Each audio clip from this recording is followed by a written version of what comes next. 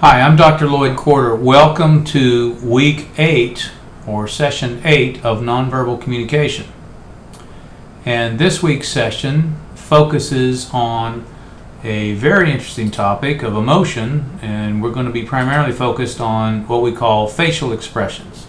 A lot of the emotional cues that we get for communication come through the way in which our face communicates.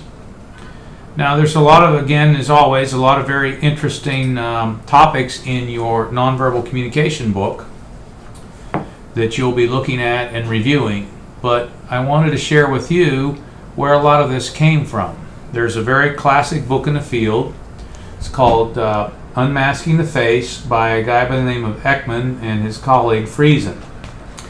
And what these folks did was they did all kinds of studies where they took pictures of individuals and tried to get other people to identify what type of emotion was being communicated.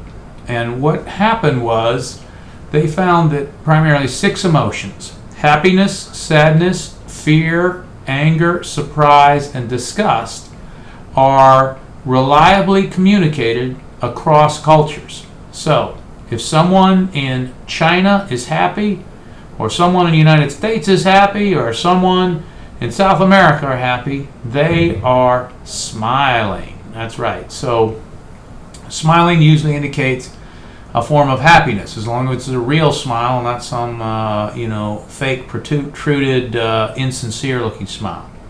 Sadness, on the other hand, is when they're looking down, their emotions, so forth, are a little further delayed. Interesting other ones are a difference between surprise. Usually surprise, the eyelids move up like this, versus fear, it's even more. It's back like this a little bit, so the eyelids are up, but then the eyes, if you look at where they're positioned in the head, are back even further. And Ekman and Friesen did all sorts of things to find out what's fear. I mean, they'd make loud noises and take a picture of somebody and jump their heart rate up, and they looked at hundreds and hundreds of different pictures and emotional expressions and had people looking at them. So those 6 emotions, happiness, sadness, fear, anger, surprise, and disgust, are the ones that are communicated, again, most reliably across cultures.